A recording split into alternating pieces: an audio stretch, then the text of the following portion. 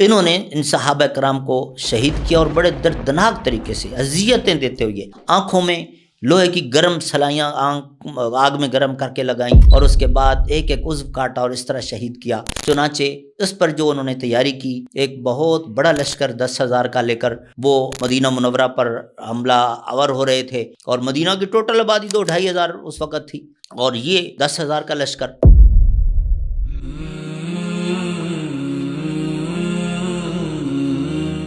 الحمدللہ رب العالمین والصلاة والسلام علی سید الانبیاء والمرسلین وعلی آلہ وصحبہ اجمعین وبعد۔ غزوہ احد پر ہم نے پچھلے لشکر میں بات کی تھی۔ اس کے بعد آپ صلی اللہ علیہ وسلم پر قرآن پاک کی کچھ آیات نازل ہوئی تھیں، اور ان میں سورہ آل عمران کی جو آیات 121 اور 179 اور ان میں سارا تذکرہ کیا گیا کہ یہ جو ہوا یہ کیوں ہوا۔ رسول کریم صلی اللہ علیہ وسلم کے حکم کی خلاف ورزی ہوئی، آپ کا آرڈر آنے کا انتظار نہیں کیا گیا، اس سے پہلے جگہ چھوڑ دی گئی، تو اتنا بڑا نقصان ہوا۔ ہمارے لیے سبق ہے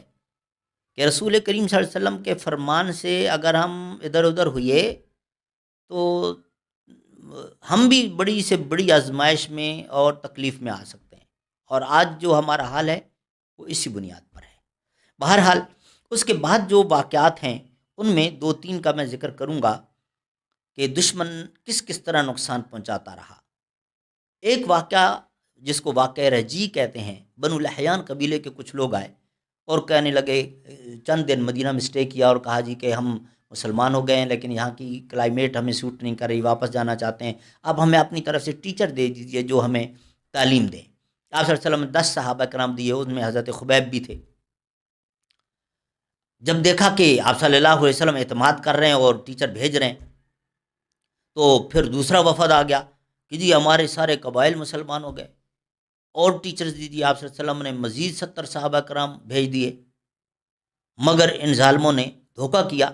جس کو بیر معونہ کہتے ہیں دوسرا واقعہ جو ہے۔ انہوں نے ان صحابہ کرام کو شہید کیا اور بڑے دردناک طریقے سے اذیتیں دیتے ہوئے آنکھوں میں لوہے کی گرم سلائیاں آگ میں گرم کر کے لگائیں، اور اس کے بعد ایک ایک عضو کاٹا اور اس طرح شہید کیا۔ حضرت خبیب کو مکہ والے لے گئے تھے، اور پھر وہ بڑا مشہور واقعہ ہے کس طرح سولی لٹکانا چاہتے تھے اور ان کے ساتھ جو ظلم کیا۔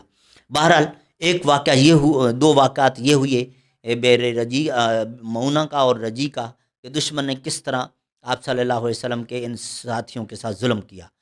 اللہ تعالیٰ کی طرف سے پھر آپ صلی اللہ علیہ وسلم کو آرڈر ملا کہ ٹٹ فار ٹیٹ، کہ جیسا انہوں نے کیا ان کا وہی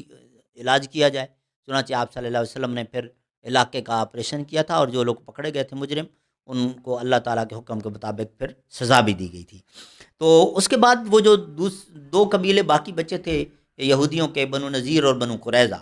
بنو نذیر نے ایک حرکت کی، رسول اللہ صلی اللہ علیہ وسلم کے پاس کچھ علاقوں کے لوگ آئے کہ ہمارے ہاں وارداتی لوگ، کرمنل لوگ آ گئے ہیں، وارداتیں کرتے ہیں، پکڑے نہیں جاتے، بھاگ جاتے ہیں، ہماری مدد کیجیے۔ رسول اللہ علیہ وسلم نے اپنا لشکر بھیجا، تو جب آپریشن ہو رہا تھا تو رات کے وقت وہاں 2 بندے جو قتل ہوئے، صبح جب ان کو پہچانا گیا تو وہ بنو نذیر قبیلے کے تھے۔ اب یہ وہاں کیا کر رہے تھے، یہ وہاں کیوں گئے تھے؟ عین ممکن ہے کہ یہ وہی کرمنل لوگوں کے ساتھ شامل ہوں، لیکن بہرحال بینیفٹ آف ڈاؤٹ والی جو اصطلاح ہم استعمال کرتے ہیں، رسول کریم صلی اللہ علیہ وسلم نے اس کو اتنی اہمیت دی کہ یہ تو ہمارا حلیف قبیلہ تھا، تو یہ 2 بندے غلطی سے قتل ہوئے، ٹارگٹ یہ نہیں تھے، قتل خطا ہے، قتل خطا میں قصاص نہیں ہوتا، دیت ہی ہوتی ہے۔ آپ صلی اللہ علیہ وسلم خود بنو نذیر قبیلے کے پاس تشریف لے گئے کہ تمہارے 2 بندے غلطی سے قتل ہوئے، دیت کے لیے بات کرنا چاہتا ہوں، آؤ بیٹھ بات کرو۔ تو آپ صلی اللہ علیہ وسلم سے کہنے لگے جی آپ بیٹھے ذرا ہم آپس میں مشورہ کر لیں۔ اندر جا کے مشورہ یہ کر رہے تھے کہ موقع اچھا ہے، رسول اللہ صلی اللہ علیہ وسلم اکیلے آئے ہیں، ختم کر دو۔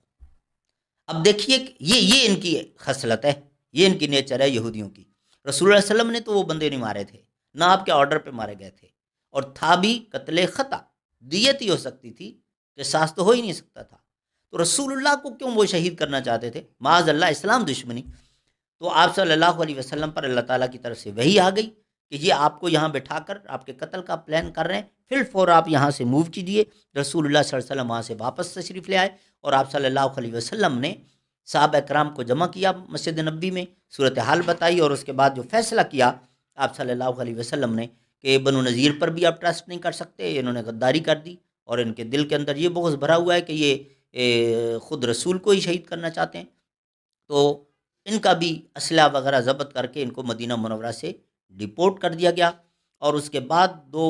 جو ایونٹ ہوئی ہے غزوہ بدر دوم جس کو ہم کہتے ہیں، اس میں بھی آپ صلی اللہ علیہ وسلم جب نکلے تو ابو سفیان اپنے لشکر کے ساتھ بھاگ گیا تھا، اور پھر غزوہ دومۃ الجندل بھی یہ جو ہے اس میں بھی یہ لوگ بھاگ گئے تھے، لیکن بہرحال یہ ہوا کہ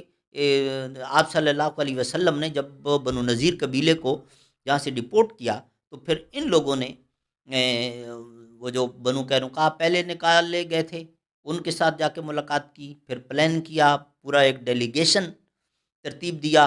اور اس کے بعد مکہ والوں کو اور ادھر ادھر کے باقی قبائل کو سب کو اکسایا کہ مسلمانوں کی اس اسٹیٹ کو ختم کیا جائے۔ چنانچہ اس پر جو انہوں نے تیاری کی، ایک بہت بڑا لشکر 10,000 کا لے کر وہ مدینہ منورہ پر حملہ آور ہو رہے تھے، اور مدینہ کی ٹوٹل آبادی 2-2,500 اس وقت تھی، اور یہ 10,000 کا لشکر۔ تو آپ صلی اللہ علیہ وسلم کے چچا حضرت عباس نے لیٹر لکھا تھا، اور اسی پر پھر جو ہے وہ غزوہ احزاب یا غزوہ خندق ہوئی تھی، تو اس کو انشاءاللہ تعالی ہم اگلے لیکچر میں ڈسکس کریں گے، لیکن بتانا یہ تھا کہ یہ بنو قینقاع نے پہلے کیا غداری کی، اور پھر بنو نذیر نے کیا کی، اور اس کے بعد ان لوگوں نے کس طرح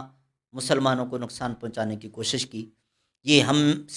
ہمیں یہود کی تاریخ جو ہے سامنے رکھنی چاہیے۔ آج کوئی معاہدہ کرنا ہو ان کے ساتھ تو ذرا پیچھے ان کا ماضی، ان کے آباء و اجداد کی خصلتیں وہ بھی سامنے رکھی جائیں تاکہ دھوکہ نہ کھائیں۔ نبی صلی اللہ علیہ وسلم کا فرمان بھی ہے کہ لا یلدغ المؤمن من جحر واحد مرتين، مومن ایک بل سے 2 مرتبہ نہیں ڈسا جاتا، آزمائے ہوئے کو بار بار نہیں آزمانا چاہیے۔ تو بہرحال انشاءاللہ غزوہ احزاب اور اس کی تفصیلات اگلے لیکچر میں بیان